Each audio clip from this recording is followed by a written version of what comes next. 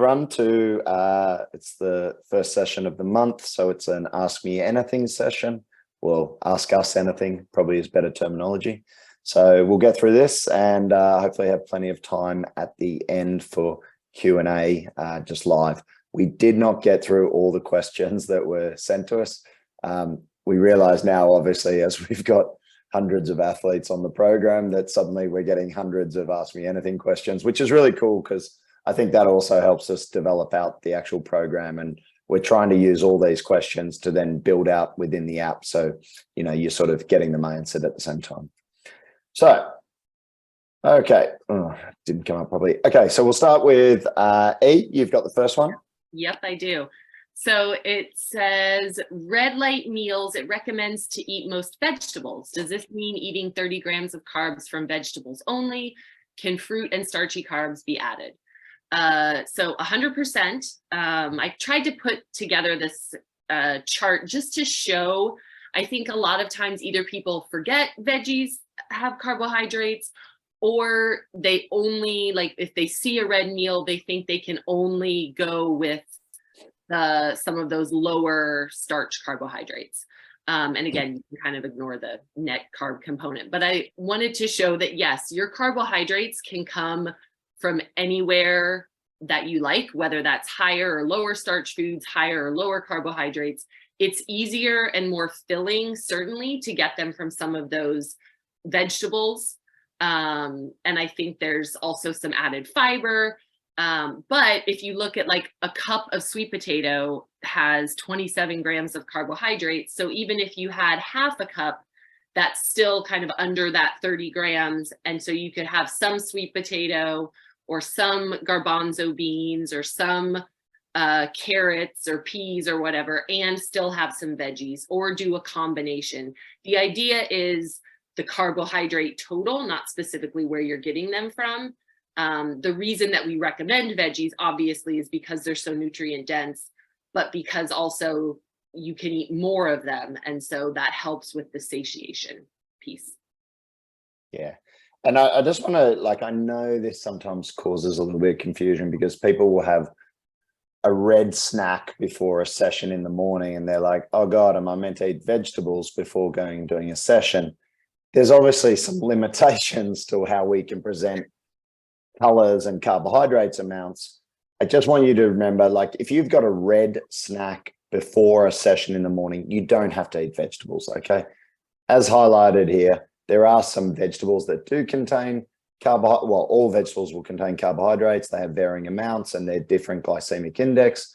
But if it's a red snack and it's before a session, we don't have on here, but something like whole wheat toast could be used for that snack to give you, you know, less than 30 grams of carbohydrates.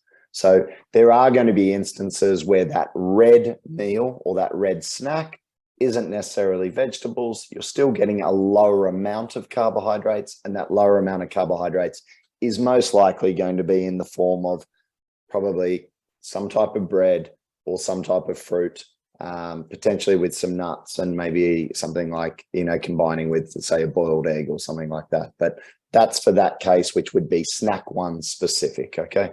So when you're thinking about snack one, it doesn't have to be vegetables, even though it is lower amounts of carbohydrates. I will go back. Okay, I think that answers it, E. I think we're pretty good with that one. Okay, will food timings be built into the app for future updates? How long before a training session to have a snack? Alex, great question. Working on it at the moment. So effectively what we're going to do is just have some text, like there's text in the cells at the moment. Simple things. There's obviously going to be some caveats to this, but we'll give you some general guidance because I know athletes are asking, like, in particular, do I have to slam down a protein shake or do I have to have a meal within sort of, you know, 10 minutes of finishing the session? No, you don't. You look, optimally, we would say within an hour, certainly get fuel into you. You could go up to 2 hours and still probably not have too much detrimental effect, okay? But certainly getting food into you, whether it's whole food or in the form of a shake, in terms of those calories, within 60 minutes of completing a session would make sense. And we'll put that in the cells prior to a session. There are a lot of caveats around this because, but we'll try and keep it as general as possible. You probably want to eat around, 45 to 60 minutes as a general rule before the session. There are times where you want to be eating sort of 10 minutes before the session, and that's a form of gut training. So we'll work through that. We'll probably provide information around the timings and get feedback from athletes, whether it's useful or not.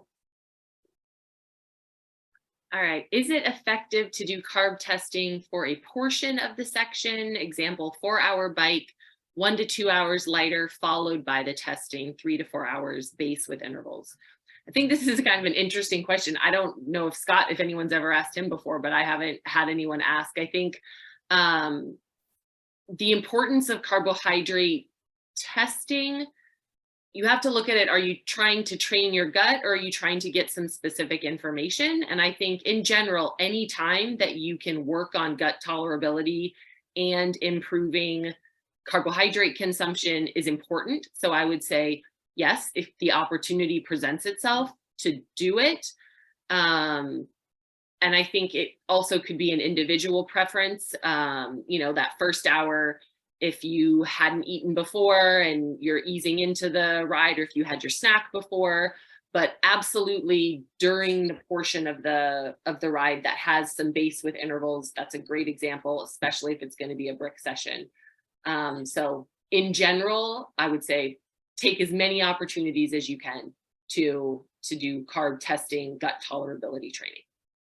Yeah, and just on that, so just for the time you are going to be doing the high carbohydrate intake, use that as the time when you document that in the app. Okay, so if it's a 5-hour session, but you only did high carb fueling for 3 hours of it, in the app, obviously do it over the 3 hours. That's what you'd be aiming for. So just so you get better data, because obviously if you spread the carbohydrate intake over that you only took in for 3 hours over the 5 hours, it's going to have a lower grams per hour intake, and we're going to be like, you're not taking in enough, but you actually might be. So okay, so I know about the precision hydration test, yet have done what's called the CODA test. Is there a universal way to measure sweat rate? So there's probably 3 parts to this. Precision hydration test, just to confirm, as there has been some confusion over this, we are a fan of this. It's just that we recommend a slightly lower amount to start based on the test amount that they're recommending you, and then build that up. Obviously, individual differences will occur, but we are a fan of that. What the precision hydration test is giving you is a sweat sodium concentration. It will also give you a sweat rate, and that is effective as well. The difference, when what Ben is asking here is there a universal way to measure sweat rate? Yes, it's called getting on a scale before your session. It's called getting on the scale after your session and weighing yourself, then putting that information into the Fuelin app, entering in the amount of fluids that you consumed, the amount of sodium you consumed, and we will give you your sweat rate. So how many liters per hour you're losing, or fluid ounces per hour you're losing, what your fluid intake was, either liters per hour or fluid ounces per hour, what your sodium intake was in terms of milligrams per hour and milligrams per liter. And then finally, we'll give you a percentage of body weight loss. But essentially, measuring sweat rate is just weighing yourself before and after sessions. Sweat sodium concentration is what precision hydration does, what CODA does, and what Fuelin does. Yeah. So I had a look at the CODA test. It's like a science experiment. It looks super fun. Probably quite a lot of work goes into it. Up to you if you want to get it done. I know those patches do sweat rate. Again, my preference for sweat rate is weighing yourself before and after. And then just comparing it to what they think your sweat rate is, I think is a really useful, process for athletes to go through. I'm currently trialing the NICS sweat sensor unit. It's probably too early to say, but it seems to be under-reporting what I'm losing in fluid based on me weighing myself before and after. But I will write that up, and there'll be definitely more data points required before I make any sort of hard decisions over that device. Okay. Oh, sorry, wrong way. Okay, best supplement for improving sleep. I think, again, we're very pro. I would say the best supplement for improving sleep is eating lots of fruits and vegetables on a daily basis. So I think everyone will reach for a supplement. I did a podcast yesterday with Pillar, probably to their dismay. I was talking about fruits and vegetables a lot, considering they're a supplements company. But, you know, to Damien Fitzpatrick's credit, he's like, absolutely, it should be food first. And but it's not always food only. And I think that's a really important thing for a lot of athletes. The requirements from a macronutrient and from a micronutrient perspective, there is going to be an elevated demand. If we look at athletes, we know that magnesium depletion can often occur because of the higher demand that is placed on the body from exercise, and magnesium use can go up. So we talked about magnesium, the different types of magnesium and how to test for it. As we touched on last week's Q&A, red cell magnesium, getting that tested is your first point of call. I think it's under 1.65 milligrams or nanograms a deciliter is your marker for that. If you're looking for a supplement to improve sleep quality, I believe magnesium bisglycinate is probably your go-to. That is one of the main strains or sources of magnesium within the Pillar triple magnesium formulation. As I said, supplementation is only a small part of improving sleep. I think you've got to look at sleep hygiene. So that is, you know, removing stimulus, whether it's noxious stimulus or just entertaining stimulus. So looking at your iPhone, Instagram, all that sort of stuff, Twitter, stimulating the brain is obviously something you want to remove, you know, 60 to 120 minutes before going to sleep. Bright lights, turning them down, reading a book, reducing the temperature of your room to between 16 and 17 Celsius, clean sheets, cotton sheets, no electronic equipment within your room, removing the TV, removing the electronic clock, getting your sleep hygiene practice, going to bed at the same time every night. All those things are probably going to have a bigger impact on your sleep than simply taking magnesium, but certainly magnesium bisglycinate can be effective, and I would say is the most effective supplement at this point in time. All right. Marielle asks, I do my turbo sessions at 5 a.m., always 60 minutes, sometimes 80 to 90, get up at 4:15, have coffee, but never know what's best to eat. Would love your opinions and thoughts. I eat straight afterwards, porridge, protein, pecans. All right. So I think this is a great question. Establishing some baselines, first of all, eating something, if the session is going to require that, is better than eating nothing. Eating what you prefer personally is always going to be better than me prescribing something specific for you. So if you don't like bananas, then don't have bananas. But in general, if the session is requiring some fueling, some great options: bananas, toast with almond butter or jam, any kind of bar, maybe a full bar, half a bar, a sports bar of some kind, graham crackers, Fig Newtons. I think it's important to look at probably what not to have before the session, and that would be anything that could cause GI distress or that would sit very heavy in your stomach. So while 45 minutes is a great amount of time to kind of eat something and get ready, maybe making a smoothie with greens and celery and something in it, even though that has some carbohydrates and has some protein, that might be a little tougher to digest. Same thing with, you know, a salad. I'm the first to say have a salad all day long, every day, but probably not the best, actually not probably, definitely not the best option to have before a training session. Again, we lay out enough examples. The app is full of them. You can push on that button in the app when it's, you know, a moderate carbohydrate, and there are suggestions, you know, adding full fat milk to your I would, to get something can help. I think this just plays into what we were talking about before with the, you know, does a red meal always have to be vegetables? No. If there's a red snack there, Really simple, Marielle. Have a piece of toast. Whilst your coffee's brewing, whilst the kettle's boiling, pop your toast in, have a piece of toast. It's probably going to be your easiest option and go from there. If you eat your oats before, maybe have a couple of spoonfuls of that. I think it's like, again, if it's 60 minutes, you don't always have to eat before a 60-minute session. If it's 80 to 90 minutes, we're going to be recommending most likely a red snack before, and something as simple as that. Some crackers. What are those crackers everyone eats in America? I know, what are they called, those crackers? It could be graham crackers. Graham crackers, they're the ones.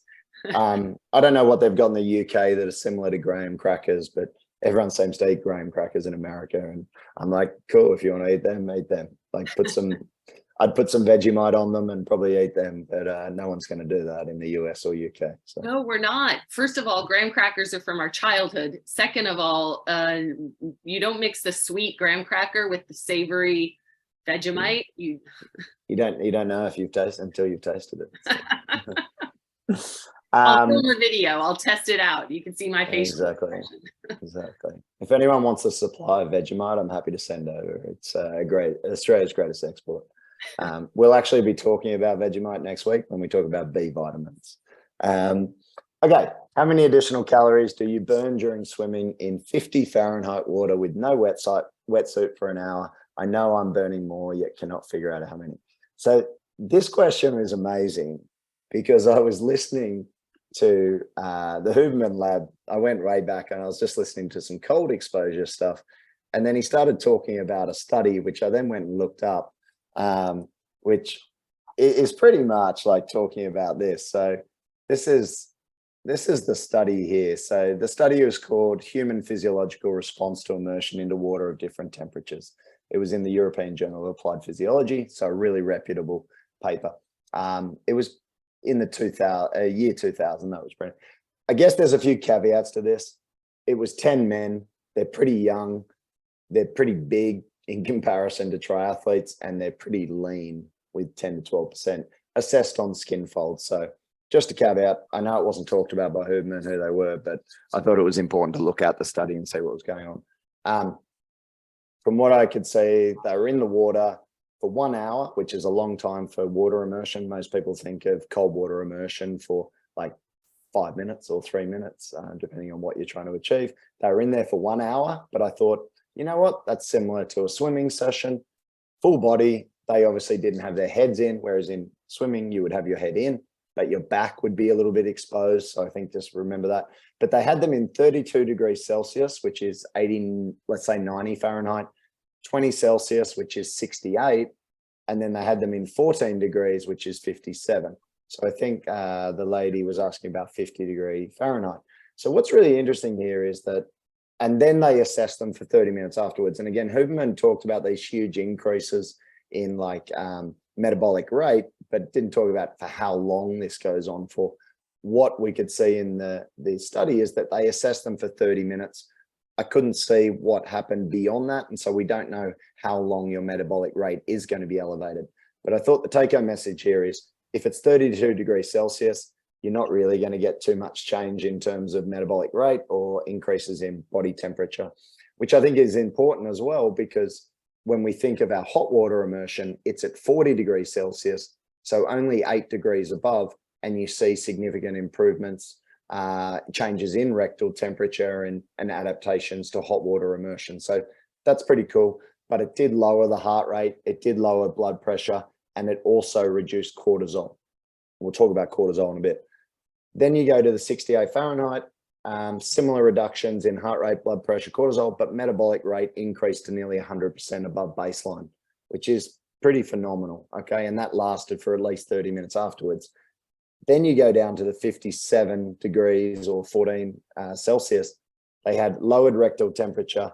It increased metabolic rate by 350% for half an hour afterwards, which is pretty phenomenal. So 3.5 times your basal metabolic rate went up. It did increase heart rate and blood pressure, which fits with the reduction in temperature, I guess. And then you see these changes or these huge spikes in these in dopamine and noradrenaline, which I guess is why people are doing cold water immersion, and Huberman goes into this. So this is if you do want to listen to the episode, it does go for like 3 hours. I'm breaking this down in like 30 seconds.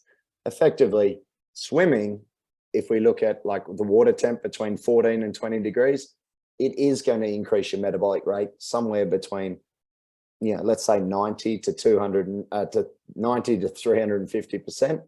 We know that that will last for about half an hour afterwards. The long-term implications don't know, but it could explain why you feel incredibly hungry after getting out of a pool.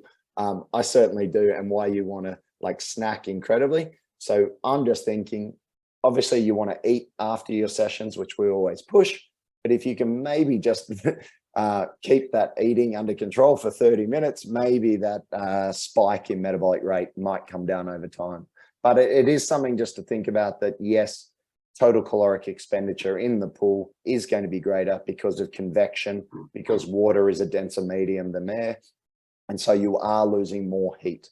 So I think it's just a really cool study showing the differences in how water can have an impact on metabolic rate, as well as other things like noradrenaline, dopamine, and cortisol.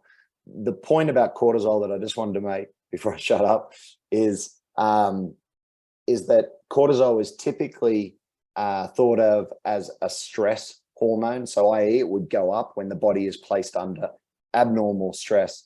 And he also talks about this, that there's a concept of distress, and I think it's called eustress or eustress. And so eustress is actually stress on the body that is good for the body. So stress isn't always negative. And I think that's really important. So if you think of weightlifting, if I give you a practical example, it's a stress on the body, but ultimately the long-term ramifications of that are positive. In this case, cold water immersion actually reduces cortisol. So it's placing a positive stress on the body. It's not activating the HPA axis. So the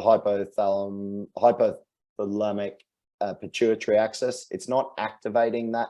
So it's not increasing cortisol, but it is activating the sympathetic nervous system. So again, jumping in cold water, this is obviously for an hour, but there is benefits from jumping in cold water to all those sort of, body systems. Hopefully that long-winded answer sort of answered the question. No, so it's fascinating. I think, so to answer how many more calories do you burn? There's not like a number specifically. It's just that your metabolic rate goes up afterwards. So someone shouldn't think like, oh, this swim, I burned 100 more calories than as if I was running. That's not necessarily the case. It's that the metabolic rate increases afterwards. Yeah.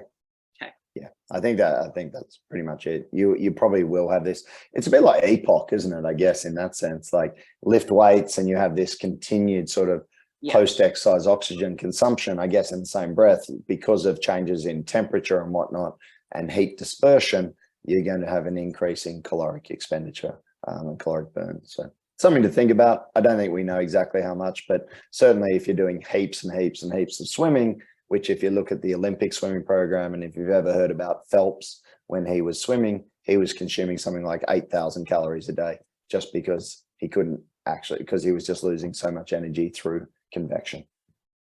I guarantee in my collegiate swimming years, I was consuming that hands down. I mean, we weren't counting specifically, but absolutely. Yeah. Absolutely.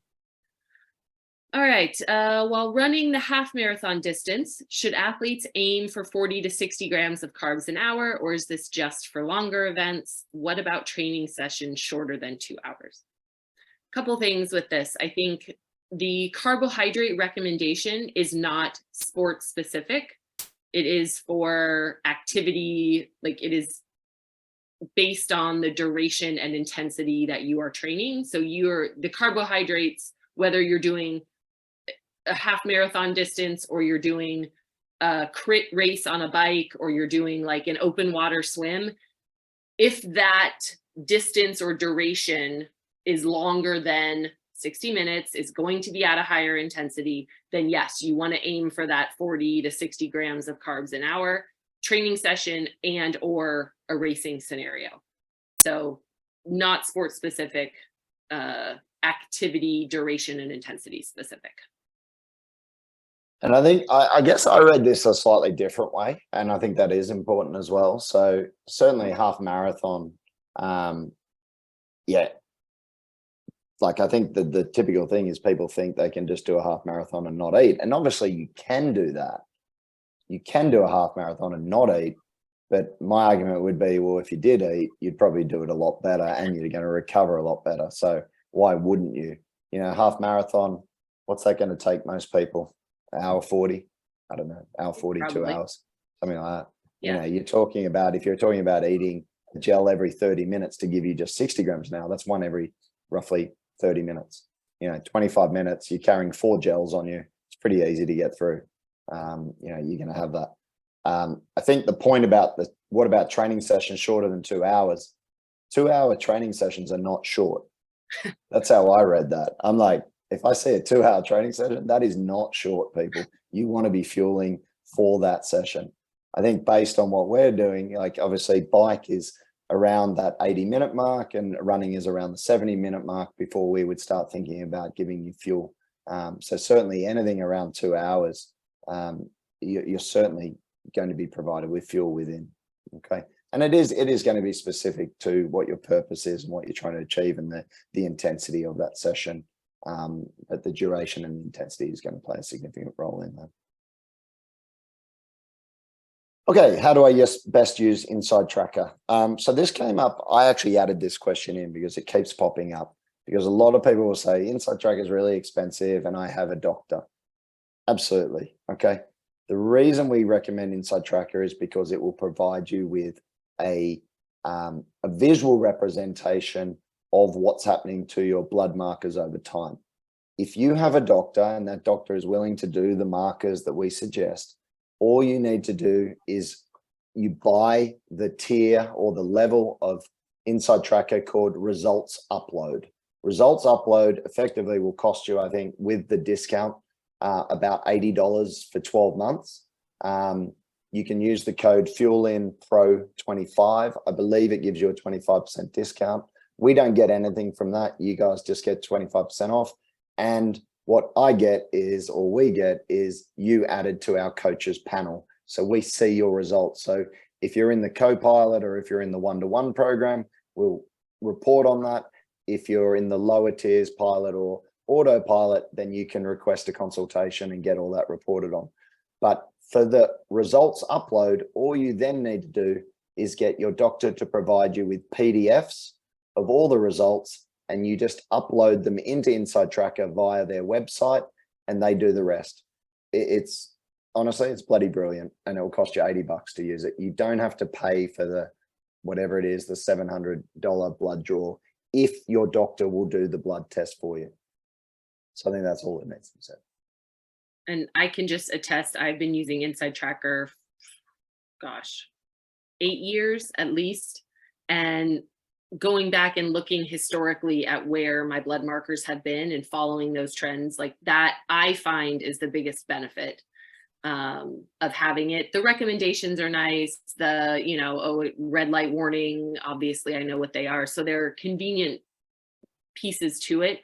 But having that tracking system and being able to look back is the most valuable piece of that tool, for sure.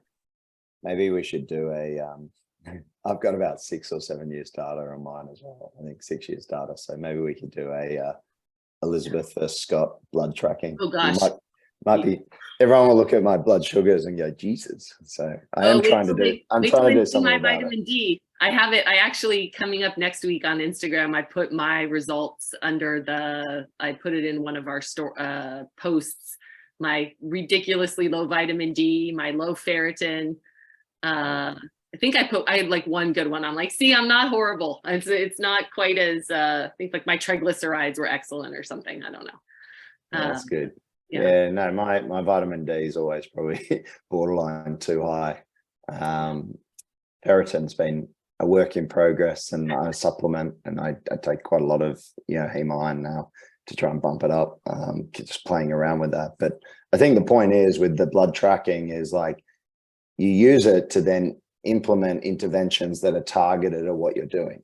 So if I give you an example about my HbA1c, I'm now taking a supplement called myo-inositol, which actually is generally used in PCOS, so polycystic ovary syndrome, to help with gestational diabetes and improving fertility. But interestingly enough, it also helps significantly with glucose control. And it also, I learned the other day actually that it's quite a good supplement for sleep, apparently. So yeah, I'm learning more about myo-inositol, but it is certainly an interesting supplement, which I'm now taking for the next 90 days. And for effectively 6 years, my HbA1c sits at 5.4%, and I cannot lower it. And so I'm fascinated to see whether just implementing this could change it. I probably could get rid of ice cream at night as well, and that would probably have a significant effect. But yeah, I'm not going to do that. Neither here nor there. Exactly. While I'm doing this next question, will you type in the chat maybe what that is so people know if they want to look What's that? Myo-inositol? Yeah. Yeah, I don't think I can do it while I'm presenting, but I'll do it afterwards. Okay. Yeah. How much protein do older, over 60-year-old men and women need? Great question. Scott and I have talked extensively about the needs. If you want to go back and look at, there were 2 podcasts, one on protein, but then also one specifically on the aging athlete. Because of risk of sarcopenia, which is muscle loss, age-related muscle loss, we recommend, and the science supports, that 1.8 to 2.2 grams per kilogram. So the higher, like on the higher end of protein, your protein needs increase as you get older. So again, that's pretty straightforward. Yeah, I think, and again, if anyone watched, I did a reel on this the other day on our Instagram, which it's super fascinating with women, because the studies so far, the studies on menopausal women over, definitely over 50 years of age and taking in higher amounts of protein, haven't necessarily yielded the results you would expect in terms of retention of lean mass or improvements in lean mass. But they've only gone up to about 1.6 grams per kilo body weight, which isn't even the same as what they'd recommend a man of that same age. So it's like, well, you can't say that higher protein doesn't have a positive effect on older women, because the amount of protein given in these studies to older women isn't even the same amount that they would give to an older man. And so you're like, well, why the hell are they doing that? So I think, look, anecdotally, what we see is when women or men of older age stick to what we're recommending, which is actually probably closer to 2.2 grams and above, 2.5 grams, they have significant improvements. Recovery, if you look at DEXA and you look at body composition and that sort of stuff, they all have improvements. And then subjective ratings of muscle soreness, of mood, of energy, recovery and repeatability of sessions improve. So my honest opinion is just keep taking, a lot of protein. I don't think, you probably could overdo the protein, but even then, as we've said, there's been protein overfeeding studies of up to 4 grams with nil negative effects. So I think only if you've got one kidney or you've got renal disease and you need to speak to your doctor. But certainly, upping your protein intake as an older male or female would be recommended by us. Cool. Can you explain how to use the hand sizing method in Fuelin so I do not need to track using MyFitnessPal? I think this is actually the last question. So what I'm going to do is I'm going to stop sharing that, and I'm going to, can I do this? Let me see if I can do this. Oh no, I can't do that. Give me 2 seconds whilst I do this. It's a good time if you guys want to chat, type some questions in the chat, because we have, Scott and I saved enough time at the end. So yeah, there's good. Where are we? Where's the chat? Okay. So I am, what do you see at the moment? Your home screen with oh, there you go. Do you see my screen? Yep. Okay. So I'm in the app. This is actually me. Okay. So you can see I tend to use this in a little bit of a funny way. Well, it's the way I use it. So breakfast, I do use some of the regular because I tend to eat fairly similar. So these are all items that have been recorded in the app. So if you search, if I go to breakfast and I type in avocado, if I can spell avocado, there's half medium there. There's so I've got a quarter medium, I've got a half medium. I don't have a full avocado because I don't think anyone should be eating a full avocado in one sitting, but you can select simple ingredients like that. So I've selected that. There's eggs in there. Now you see this thing with the fist of vegetables. So rather than actually documenting what I ate, so I probably had arugula, which is actually there. What you can do is hit the breakfast button and then just hit fist. So suddenly you've got one fist of veggies, two fists of veggies, and you can select. So you could select that and what it roughly gives you. So two fists of veggies, roughly speaking, will give you about 20 grams of carbs and about 4 grams of protein and 0 grams of fat. Now it's a rough or a crude estimation of what you're getting, but for some people, it can make life a little bit easier. Okay. Slice of toast is in there. Now, if you come down to lunch, again, what did I have? I think I had a piece of white fish yesterday at lunch. So again, rather than searching for fish directly, I know it was the size of my hand. All I search is protein. No, probably actually simpler would be search hand. And then you can go through and there's 1 hand of protein there. So I could select that or a half hand of protein. I had a full hand of protein. I add that in. And then I would just tick that off and it would add in the amount. If obviously you make a mistake, you can just delete. So you can see yesterday, in terms of what I had 2 fists of veggies and a hand of protein. I probably should add in a thumb of fat as well because I had some olive oil. But that's a simple way of using the hand sizing method within it. You can also use like cupped hands. So again, there's cupped hands of carbs. So is it like, what does 1 cupped hand represent? Okay. 1 cupped hand of cooked rice, of cooked grains, of cooked pulses, a slice of bread, some cooked pasta, root vegetables. So it's literally, the amount that fits in your cupped hand is the estimation, and that's what it will be. So you could select, I had 2 cupped hands, 3 cupped hands, 4 cupped hands. It's just a much easier visual representation and tracking tool within the app, which could save you significant amounts of time and hassle. I love it. It keeps me pretty much on track. I think in terms of trends, I can see, you can see on Thursday, I probably undershot protein a little bit. What I did do last night, I was way under protein. So I had the snack, I had my day repair shake, and then I was way under on fat. So I just added in 10 almonds. And again, that's searchable within the app and you can search it that way. The other thing that maybe does everyone understand that, or did everyone know that you could do that, by the way, and search via hands of protein and do what we recommend in the Fuelin guide? I'm interested to know if you actually knew about it or not. Anyone? Shaking heads, no. So Shaking heads, no. Probably not. Yeah. Cool. So the other thing you can do as well, which this connects into a system called Fat Secret. It's not perfect, and we're working on the next integration of what we can track in here. But if I had some how do you spell PADCU? Is that how you spell PADCU?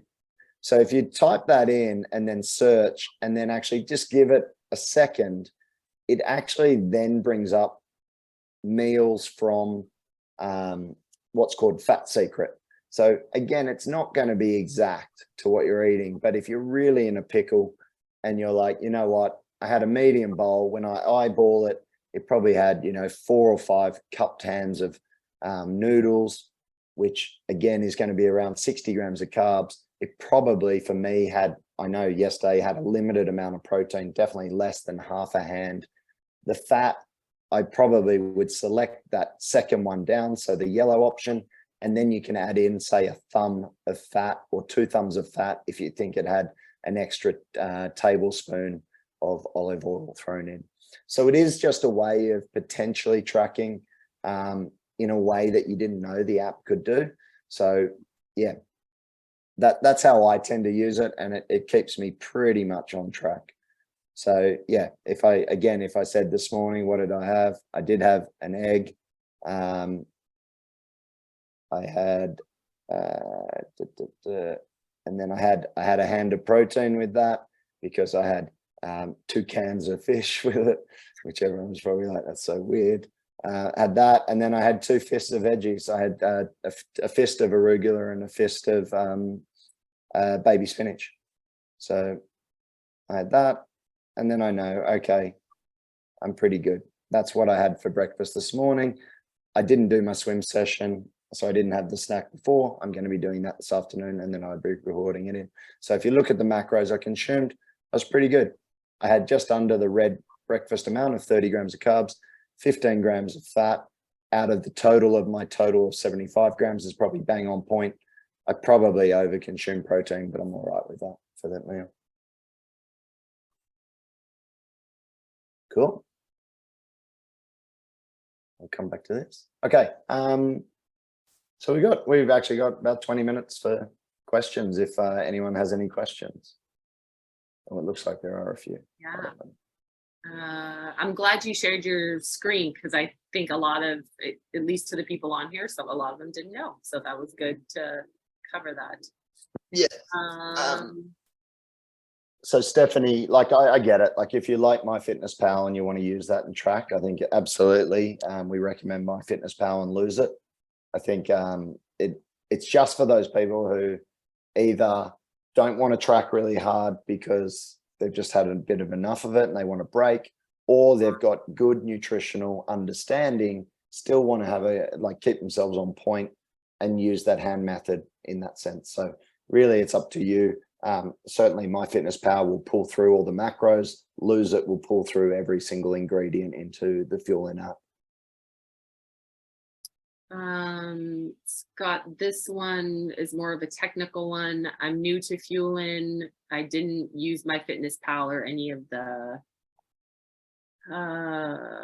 3 I downloaded. So if they're not seeing their final surge come up in the app, is that because they haven't given us the permission? This is Michael's question. Yeah, I downloaded Final Surge, not logged to the app. If another app is better for Fuelin, I do not see my activities in the app. Okay, so you need to just go into the bottom right-hand corner of your app, which is athlete section, then to the top right, which is the settings, and then scroll down and you'll see a section that says update training program integration. Click on that and then hit Final Surge, and then it will work.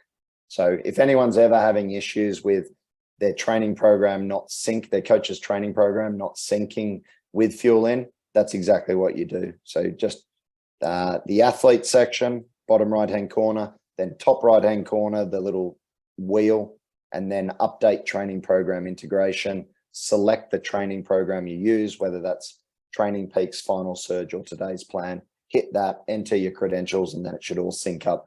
Just remember to refresh the app afterwards and probably rerun your training program. So if you, once you've done all that, you would then go back to your plan, and then in the week view, just click Manage My Nutrition Plan, and then update the week that you want updated, which would be ideally update this week, January 29th to February 4th. Does that help, Michael? Wherever you are. Yeah. Michael, right, I'm working on it right now. I appreciate your guidance. No, cool. Let us know if that sorts it out whilst you're doing it. Okay, hand raised. You get thanks for the video on and hand raised. It's like the perfect student. Noah. Hey guys, question here. I know you've discussed this in the past with respect to training for race conditions, nutrition-wise. I'm not racing till June. It's a few months out. Does the app take that timeline into account? I'm not sure, because specifically, for example, this Saturday I have a 3-hour and 15-minute bike ride, but it's set up as a low-carb session. And it says after 60 minutes, target 30 grams of carbs and 30 grams of fat. What if I want to try to step up the carbs intake to 70, 80 grams per hour and just test my race simulation, if you want to call it. Yep. So just put it as Z3. Put it as a 3. Okay. Put it as a 3, and then we'll recognize it as the need to do higher carb fueling, and then you can practice that. And that's a really good point, especially for those athletes who are maybe running their own programs, either through not an automated program, but maybe they've bought a coach's plan that is set in Training Peaks or Today's Plan or Final Surge, and it's not an actual coach that you're dealing with one-on-one. If you're managing that yourself and you want to practice higher carb fueling, then certainly denote it as race pace or above so that we know, okay, he wants to practice race fueling, and then you put that in. Okay. So would there be a difference if I set up a Z3 or 4 or 5? That's more the 4 and 5 is more a technical thing for what the coach is wanting you to do. The reality is once you get above 3, we know you're working at a higher intensity, and it's specific to the intensity of relative to what your capacity is. So, you probably 3 would do the job. Okay, I'll set up a 3. If you just think 2 will make us think, okay, he's lower intensity, and that's going to be higher fat, lower carb. 3 is shifting you into, higher carbohydrate fueling. And the best example of that, if everyone just taps on a session cell within their app. So if you went and tapped on that session, yeah. Yeah, so I see the intensity. If you go to edit session, tap on edit session. Yeah, I see. And then you can see there, that's how we sort of denote it. So that's probably the best example for clarity, how we're classifying. So 1 or a 2 is lower intensity. That can obviously be aerobic based on what the coach is giving you, which is going to be lower carb fueling. But if you wanted to fuel that aerobic training session, i.e. it's higher aerobic, and that needed to be fueled with race pace fueling or race fueling, then you would denote it as a 3 or above in order to allow us to give you higher carb fueling. Cool. And just on that, actually, did everyone know that feature I just showed them? So if at any time you need to edit a session, you can tap on it in Fuelin, you can hit edit session, you can update the date, the time, the duration, or the intensity, save. You can then, it will come up with either edit other sessions or rerun your plan. If you rerun your plan, it will update Training Peaks or whatever your coach's platform is, and it will update Fuelin in real time, which is pretty cool. So when stuff goes wrong or sessions have to change, you can do it within the Fuelin app now. All right. Ron asks, thoughts on cheat meals? When, how much to overdo it? Once a week, too much? I'm going to say, let's change the vocabulary and not call them cheat meals. Let's just call them larger caloric intake meals, off-plan meals, special meals, whatever they may be. This is probably the disordered eating past in me, but like all food is fine. All meals are fine. And I would say like we account, you'll see it on Saturday nights. For the majority of athletes, we call it kind of like the weekend special. That is a green, higher carbohydrate meal. So depending on your training, your body composition goals, I think sticking to that once a week to have that little bit of kind of off-plan flexibility, whether that's because you're eating out, because you have family obligations, a party, or from a psychological point of view, it's nice to have a meal that you're not particularly counting the calories or measuring every ounce. Also, from a feeding perspective, if you've been in a caloric deficit, having a higher calorie meal can also help in terms of recovery, in terms of satiation, in terms of sticking to the plan. Having that flexibility helps with that as well. Yeah, agree. Elizabeth Sweets, you still on? I think your camera's off and you're on mute. Yes, I'm here. Hello. So I don't have a particular are you referring to the Fuelin podcast, or are you referring to the one I just mentioned? I guess both. So Elizabeth and I appear on podcasts, but we don't actually have a Fuelin podcast. It would just be too much for us to organize at this point in time. Definitely future goal. The podcast I referenced there was the Huberman Lab, which was, I think, adaptations to, I'll tell you the title and what the episode is. The title is Using Deliberate Cold Exposure for Health and Performance. It was recorded on the 4th of April, 2022. So you have to scroll right down. They are extremely long. I listen to them on 1.5 speed. So it's up to you how quickly you want to listen to it.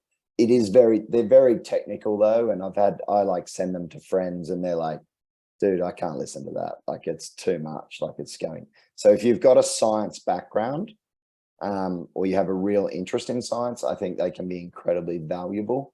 I think sometimes they're a bit overwhelming for Gen Pop, and sometimes a bit confusing in the nicest possible way. I think he does an amazing job at bringing science to the forefront and the research. I think it's just a lot to take in for a lot of people. So, and I don't mean to belittle anyone in that sense. I'm just saying, like, the common feedback from my friends in particular who don't work in the field of health and science, they're just like, just give me the 5-minute breakdown on what that 3.5 hours meant. And it's usually like what I explained there. Like, if you get in cold water and you're in there for an hour, your metabolism's going to go up and it's already going to last for 30 minutes. And they're like, excellent, cool. Great. So, Thank you. And just in general, is there a best way to learn more about your program and the different offerings? yeah, so I'd say the website's probably the best place to go initially. Do that. You can certainly look on our YouTube channel. So all these Q&As are recorded and put up post-production. They are a long format as well, though. So they generally go for an hour or longer, depends. We're getting better at keeping them to an hour. But that's probably the best place to look. You can obviously read reviews on the App Store, things like that. And then, speak to some athletes who maybe have used it. Okay, great. Thank you. Cool. And do you have a training program? I guess that's what we're learning is not all triathletes have a training program, which sort of caught me off surprise. But do you have a training program, and is it either on Training Peaks, Today's Plan, or Final Surge? Yes, I've been using the 80/20 programs from Matt Fitzgerald through Training Peaks for several years now. Perfect. So we're actually, we're just in the process of fully integrating with 80/20.